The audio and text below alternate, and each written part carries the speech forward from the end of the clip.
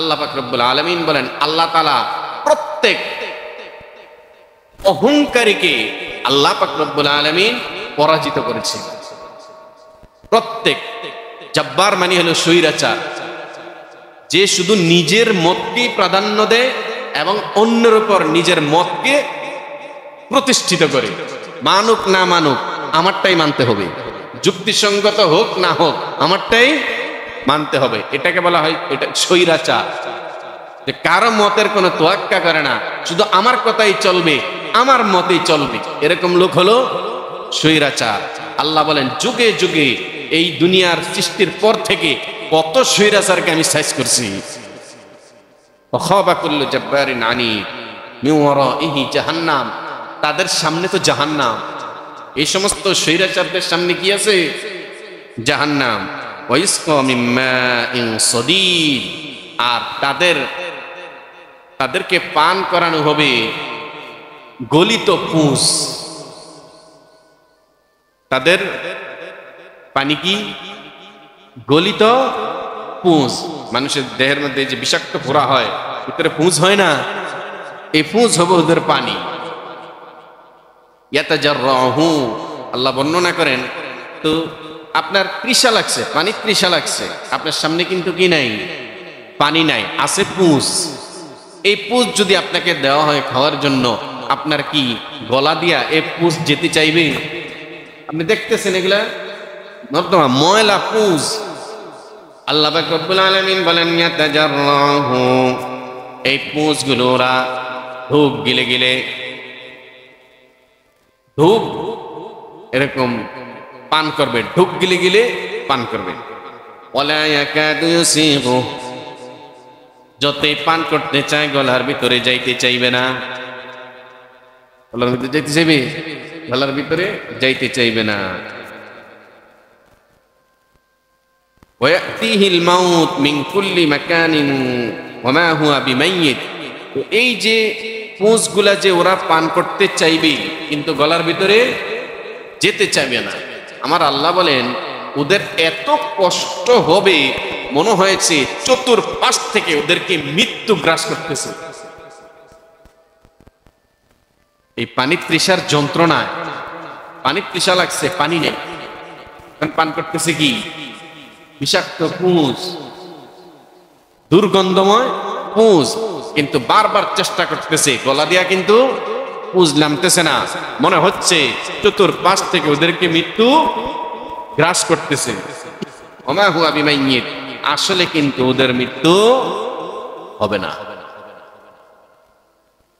আল্লাহ তাআলা বুঝাইতে চান যে দুনিয়াতে যদি ওদের এই পরিস্থিতি হতো, তাহলে কিন্তু দুনিয়াতে ওদের মৃত্যু হয়ে যাইত। সাধারণত মৃত্যুর যে লক্ষণগুলো, এগুলা ওদের জাহান্নামের মধ্যে হবে, কিন্তু দুনিয়ার মধ্যে মৃত্যুর লক্ষণ আসার পর মানুষ ইন্তেকাল করে, কিন্তু পরকালে জাহান্নামে গিয়া মৃত্যুর লক্ষণ দেখা যাবে, কিন্তু মৃত্যু কোনোদিন হবে না। এই মনে হয় যে মারা যাইতেছে শাস্তি পেতে পেতে, কিন্তু না, নতুন করে আল্লাহ আবার মোটা চামড়া দিয়া মোটা তাজা বানায় দিবে। আবার শাস্তি চলতেছে, একরকমের শাস্তিতে যখন অভ্যস্ত হয়ে যাবে, তখন আবার আল্লাহ শাস্তি পাল্টায়া নতুন রকমের শাস্তি আল্লাহ তাদেরকে দিবেন। কারণ এক ধরনের জিনিস যদি আপনি বারবার, যতই তিতা জিনিসই হোক, এটা যদি ডেলি ডেলি খান, এটা অভ্যস্ত হয়ে যাবে। আল্লাহ শাস্তির রূপ এবং তাদের দেহের রূপ কিছুদিন পর পর পাল্টাইয়া দিবেন, যাতে করে এক রকমের শাস্তি এটা পেতে পেতে অভ্যস্ত না হয়ে যায়। এই জন্য নতুন শাস্তি আবার তাদেরকে আল্লাহ দিবেন।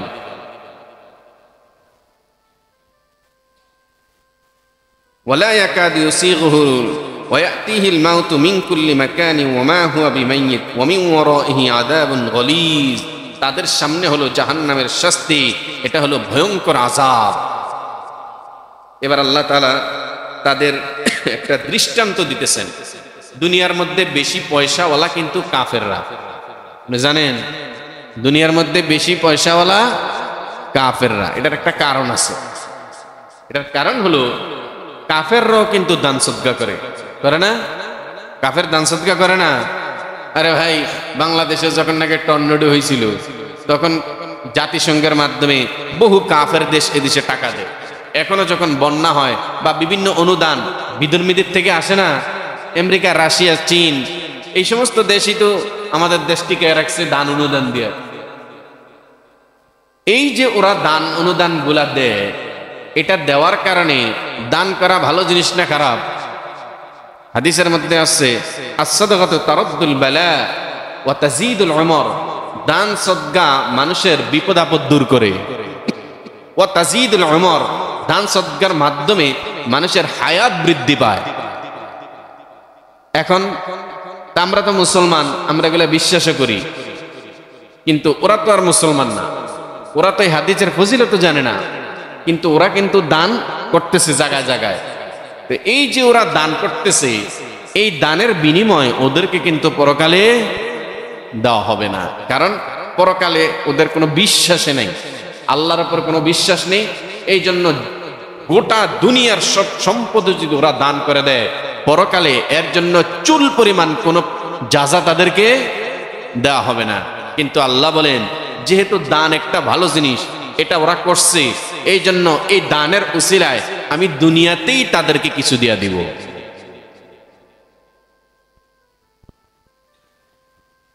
ওদের দান সদকার কারণে ওদের বিনিময় আমি পরকালে না দিয়া দুনিয়ার মধ্যেই দিয়া দেব। এই জন্য দুনিয়াতে তাদের সম্পদ আমাদের তুলনায় বেশি, কারণ পরকালে তো ওদের জিরো, তো দুনিয়াতে আল্লাহ একটু বেশি দিতেছেন ওদেরকে, আর আমাদেরকে আল্লাহ পরকালে ইনশাল্লাহ সবটাই দিবেন।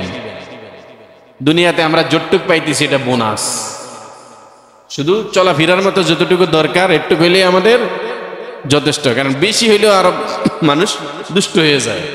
বেশিরভাগ মানুষে দেখবেন সম্পদের কারণে দুষ্ট হয়ে গেছে, আবার একবারে না থাকলেও আরেক সমস্যা, চুরি বাটপারি শুরু হয়।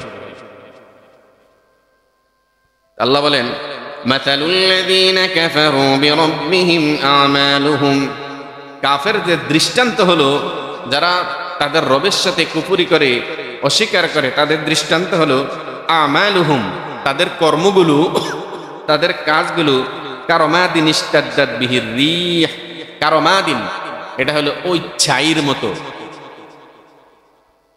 খড়কটা আগুনে জ্বালালে ছাই হয় না? ছাই হয়, আংরা হয়।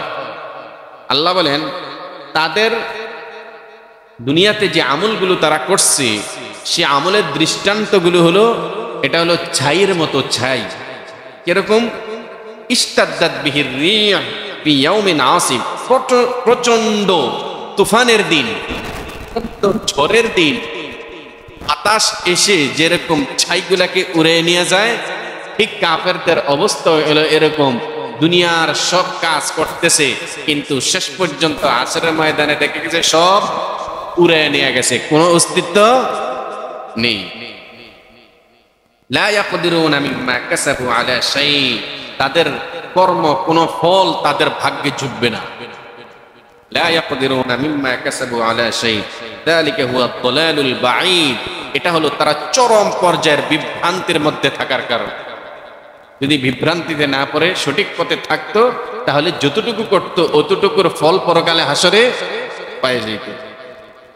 আলাম তারা আন্নাল্লাহা খালাকাস সামাওয়াতি ওয়াল আরদা বিল হক, হে নবী আপনি কি দেখেন না, আল্লাহ পাক রব্বুল আলামিন আসমান জমিন তিনি যথাযথ সৃষ্টি করছেন। ইয়াশা ইযহিবকুম, তিনি যদি চান, আমার আল্লাহ যদি চান, আসমান দেখেন, আসমান জমিনের সৃষ্টির কথাটা আল্লাহ বারবার কেন আনছেন? এত বড় আসমান, আসমান কয়টা? সাবআ সামাওয়াত, 7 আসমান। জমিন কয়টা? 7 জমিন। তা আল্লাহ সৃষ্টির মধ্যে বেশিরভাগই দেখবেন আল্লাহ আসমান জমিনের কথা আনছেন। এখানেও এটা আনছেন, আন্নাল্লাহা খালাকাস সামাওয়াতি ওয়াল আরদ, না আল্লাহ তাআলা আসমানও সৃষ্টি করছেন, জমিনে সৃষ্টি করছেন। তো আমার আল্লাহ বুঝান, আরে বেটা, যেই আল্লাহ 7 আসমান বানাইতে পারে, এত বিশাল আসমান খুঁটিবিহীন যিনি ঝুলে রাখতে পারে সৃষ্টি করার পর, তিনার কাছে অন্যটা করা এটা ওয়ান টুর ব্যাপার, এটা কোনো ব্যাপারে না। আলাম তারা আন্নাল্লাহা খালাকাস সামাওয়াতি ওয়াল আরদ বিল হক, আল্লাহ তাআলা ইয়াশা ইউযহিবকুম, যদি তিনি চান তাহলে তোমাদেরকে তিনি সরাইয়া দিতে পারেন। আল্লাহ যদি চান বাংলাদেশের সব মানুষদেরকে সরাইয়া দিতে পারেন না? সৌদি আরবের ওলাদেরকে এনে আল্লাহ বাংলাদেশে বসাইয়া দিতে পারেন না? পারেন।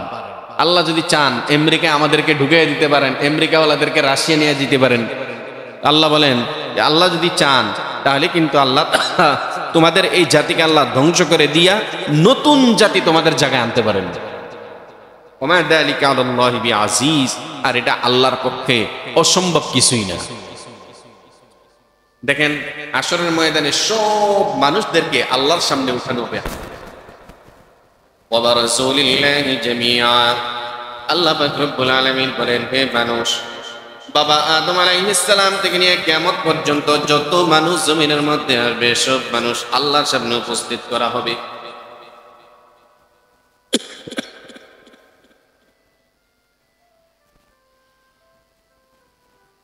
যখন নাকি হাশরের ময়দানে সব মানুষ আল্লাহর সামনে উপস্থিত করা হবে, জমিনের মধ্যে দুনিয়ার মধ্যে যারা দুর্বল ছিল, অহংকারীদেরকে যারা অনুসরণ করত,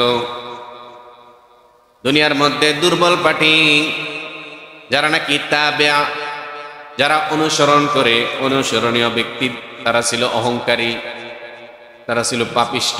এরকম পাপিষ্টদেরকে যারা নাকি জমিনের মধ্যে অনুসরণ করছে, বড় হুমরা সুমরা গুলাকে মানছে, কিন্তু ওরা নিজেরা ছিল দুর্বল। মানছে, মনে করছে বড় নেতা নেত্রী মানি, মোল্লা মৌলবীকে মাইনে আর কি হবে, সিট তো একটাও পাবো না। হুজুরদের দলে থাকলে তো সিট একটাও পাবো না, কিন্তু ওদের দলে থাকলে একটা দুইটা তো অন্তত পাবো। কিন্তু মোল্লা মৌলবীর দলে থাইকা সিট না পাওয়াটাই ইজ্জত। আর কাফের বেঈমানের সাথে মিলা সিট পাইয়া কোনো লাভ নেই। হুজুররা কি সিটের জন্য রাজনীতি করে? বেকুবের দল। হুজুররা তো ইবাদত মনে করে রাজনীতি করে। সিট যদি আল্লাহ দেয় আলহামদুলিল্লাহ, আর আল্লাহ যদি সিট না দেয় তাও কোনো দুঃখ নেই। সিটের জন্য কোনো হুজুরই রাজনীতি করে না, রাজনীতি করে শুধু এটা ইসলামের রাজনীতি আছে বলেই রাজনীতি করে। সবচেয়ে বড় রাজনীতিবিদ ছিলেন আমার নবী। রাজপথে তিনি আন্দোলন করছেন, মানুষের সমান অধিকারের জন্য, বৈষম্য দূর করার জন্য আন্দোলন করছেন আমার নবী। জালেমদের বিরুদ্ধে, মাজলুমের পক্ষে আন্দোলন করছেন আমার নবী। এই কাজগুলো আমরা কেন করি? এটাকে আমরা রাসূলের সুন্নাহ হিসাবে, ইবাদত হিসেবে আমরা এটাকে করি। এখন দুনিয়ার দৃষ্টিতে আমরা সফলতা পাইলেও সফল, না পাইলেও। তো যারা নাকি দুর্বল, এরকম হুমরা সুমরাদেরকে অনুসরণ করত, তারা ওখানে হাশরের ময়দানে তারা জাহান্নামে একটা আরেকটার সাথে কি কথা বলবে, এই কথাটা আল্লাহ এখানে নিয়ে আসছেন। ফাকালাদ দুআফা লিল্লাযীনা ইসতাকবারু, দুর্বলগুলো শক্তিশালী অহংকারীদেরকে বলবে, ইন্না কুন্না লাকুম তাবা। এখানে জাহান্নামের একটা আরেকটার সাথে কি কথা বলবে, যে নেতাও গেছে জাহান্নামে, তার অনুসারীও গেছে। বিভিন্ন জায়গায় জাহান্নামীদের কথোপকথন নিয়ে আসছেন। কুল্লু নাফসিন বিমা কাসাবাত রহিনা ইল্লা আসহাবাল ইয়ামিন ফি জান্নাতি ইয়াতাসাআলুন আনিল মুজরিমিন মা সালাকাকুম ফি সাকার ক্বালু লাম নাকু মিনাল মুসাল্লিন। ওখানেও এক জান্নাতি আর জাহান্নামীর কথা নিয়ে আসছেন। জান্নাতি জাহান্নামীকে বলবে, ওই মিয়া, দুনিয়াতে তো এক দেশেই ছিলাম, তুমি না দুনিয়াতে কত পাওয়ারফুল ছিলা, এখন তোমার কোন কাজ তোমাকে জাহান্নামে নিয়ে আসছে? বলবে যে লাম নাকু মিনাল মুসাল্লিন, সারাদিন নেতা নেত্রীর পিছনে দৌড়াইছি, নামাজের কোনো পাত্তাই দেই নাই। এই যে জমিনের মধ্যে নামাজ আদায় করি নাই, এই নামাজ আদায় না করার কারণে আজকে আমি জাহান্নামী হয়ে গেছি। ওখানে এক জান্নাতি আর এক জাহান্নামীর কথা আল্লাহ নিয়ে আসছেন। আর এখানে নিয়ে আসছেন আল্লাহ দুর্বল আর সবল অনুসরণীয় ব্যক্তি এবং অনুসারী দুইটাকে আল্লাহ দুইটার কথা নিয়ে আসছেন। তো যারা অনুসরণ করত চেলাপেলা চালাচা মুন্ডা এগুলা তাদের বসদেরকে নেতা নেত্রীকে জাহান্নামের ভিতরেই ধরে বসবে, বলবে ইন্না কুন্না লাকুম তাবা, আমরা না আপনাকে অনুসরণ করতাম, ফাহাল আনতুম মুগনুন আন্না মিন আযাবিল্লাহি মিন শাই, আজকে আল্লাহ থেকে কিছু আযাব আমাদেরকে কমায়া দেন না, আপনারা তো নেতা, একটু সুপারিশ করে আযাব কমায়া দেন না। ক্বালু, তখন তারা বলবে লাউ হাদানাল্লাহু লাহাদাইনাকুম, আরে বেটা দুনিয়াতে যদি আল্লাহ করে হেদায়েত দিত আমরাও তোদেরকে হেদায়েত দিতাম, দুনিয়াতে যদি আমরা সঠিক পথে থাকতাম তাহলে আমরাও তোমাদেরকে সঠিক পথের দাওয়াতে দিতাম। সাওয়াউন আলাইনা আজাজিয়ানা আম সাবারনা, আজকে চিল্লা চিল্লি করি আর ধৈর্য ধরি কোনোটাই আমাদের কাজ হবে না। এখন শাস্তি আরম্ভ হয়ে গেছে, এখানে চিল্লাইলেও শাস্তি কমবে না আর চুপ করে বসে থাকলেও শাস্তি কমবে না। সাওয়াউন আলাইনা, আমাদের উপর আজকে বরাবর, আজাজিয়ানা, আমরা চিল্লা চিল্লি করি, আম সাবারনা, অথবা ধৈর্য ধরি, মা লানা মিন মাহিস, আজকে আমাদেরকে কেউ সাহায্য করতে আসবে না। ওয়াকাল আশ-শাইতান, এবার দেখেন শয়তান কি কামটা করছে। দুনিয়াতে যে শয়তানকে এত অনুসরণ করে, শয়তান এবার হাসরের ময়দানে শয়তানে কি কথা বলবে, এই কথাটা আল্লাহ এখানে নিয়ে আসেন। ওয়াকাল আশ-শাইতান, শয়তান বলবে লাম্মা কুদিয়াল আমর, যখন নাকি বিচার কার্য শেষ হয়ে গেছে, আল্লাহ তাআলা বিচার শেষ করে ফেলছেন হাসরের ময়দানে, তখন শয়তান বলবে লাম্মা কুদি ইন্নাল্লাহা ওয়া'আদাকুম ওয়া'দাল হক। কেমনে পুলটি এটা মানলো শয়তান? হাসরের ময়দানে বিচার শেষ হয়ে যাওয়ার পর অনুসারীদেরকে উদ্দেশ্য করে শয়তান বলবে ইন্নাল্লাহা ওয়া'আদাকুম ওয়া'দাল হক, নিশ্চয়ই আল্লাহ তোমাদের সাথে যে ওয়াদা করছেন ওই ওয়াদাটাই সত্য। আল্লাহ তোমাদের সাথে যে ওয়াদা দুনিয়াতে করেছিলেন এই ওয়াদাটাই সত্য। ওয়া ওয়া'আদতুকুম, আর আমিও তোমাদের সাথে ওয়াদা করছি, ফাখতালাফতুকুম, সুতরাং আমি ওয়াদার খেলাফও করছি। আমি তোমাদের সাথে যে ওয়াদা করছি এই ওয়াদার ব্যাপারে আমি পল্টি লিছি, আর আল্লাহ যে ওয়াদা করছেন তিনার ওয়াদাটাই সত্য। ওমা কানা লি আলাইকুম মিন সুলতান, আজকে আর আমার উপর তোমাদের কোনো কাজ নেই, এখন আমি তোমাকে আর কিছু করতে পারবো না। ইল্লা আন দাআউতুকুম ফাস্তাজাবতুম লি, তবে দুনিয়ার মধ্যে আমি তোমাকে ডাকছি, তোমরা এর ডাকে সাড়া দিছো কা? শয়তান পুরা উল্টি, যে দুনিয়াতে আমি তোমাকে ডাকছি তো ডাকে সাড়া দিলা কা? না দিতা বিবেক খাটাইতা, কতজন তো দেয় নেই। ওমা কান ফাস্তাজাবতুম লি ফালা তালুমুনি, সুতরাং এখন আমাকে আর বকাবাধ্য করো না। দুনিয়াতে আমি তো শয়তানিকেরা ডাকছি, নাফরমানি করছি, বিবেক খাটায়া তখন চলতে পারলা না, কেন আমার ডাকের সাড়া দিলা? ফালা তালুমুনি, আমার কোনো মালামত করবা না, আজকে আমার কোনো বদনাম টদনাম করবা না। ওয়ালুমু আনফুসাকুম, আজকে নিজের উপর নিজেই মালামত করো, নিজেকে নিজেই বকাবদ্ধ করতে থাকো। হায় আফসুস, শয়তানেরটা না শুনলে যদি আল্লাহরটা শুনতাম, সুতরাং আমার বদনাম টদনাম এখন আর করবা না। ওমা আনা বিমুসরিকিকুম মা আনা বিমুসরিকিকুম ওমা আনতুম বিমুসরিকি, আমি এখন তোমাদেরকে কোনো সাহায্য করতে পারবো না, তোমরা তো আমাকে কোনো সাহায্য করতে পারবা না। ইন্নী কাফারতু বিমা আশরাকতুমুনি মিন ক্বাবল, ইতিপূর্বে যে আমি কুফরি করছি, আমি তো কুফরি করছি আল্লাহ পাক রব্বুল আলামিনের সাথে শিরিক কইরা, তোমরা তো এটাই মানছো। ইন্নী কাফারতু বিমা আশরাকতুমুনি মিন ক্বাবল ইন্নাজ যালিমিনা লাহুম আযাবুন আলীম, নিশ্চয়ই জালেমদের জন্য আল্লাহ পাক রব্বুল আলামিন কঠিন শাস্তি রেখেছেন, আর জান্নাতীদেরকে আল্লাহ পাক রব্বুল আলামিন প্রবেশ করিয়ে দিবেন জান্নাতিন তাজরি মিন তাহতিহাল আনহার, এমন বাগানের মধ্যে যেই বাগানের নিচে থাকবে নহর প্রবাহিত। খালিদিনা ফিহা, কয়দিনের জন্য প্রবেশ করবে? খালিদিনা ফিহা, ওখানে চোরা চিরস্থায়ী বাসস্থান পাওয়া যাবে। বিইذনি রব্বিহিম, তাদের প্রভুর পক্ষ থেকে। তাহিয়াতুহুম ফিহা সালাম, তাদেরকে ওখানে অভিবাদন করা হবে, স্বাগতম জানানো হবে। সুবহানাল্লাহ। তো দুনিয়া ধোকার জিন্দিগি, শয়তান ও পাশ কেটে কিন্তু চলে যাবে, ও সিলিন্ডার করবে, কিন্তু ওখানে যতই সিলিন্ডার করা হোক ও নিজেও বাঁচতে পারবে না, ওর অনুসারীরাও বাঁচতে পারবে না। আল্লাহ তাআলা আমাদেরকে সঠিক বুঝার তৌফিক দান করুন।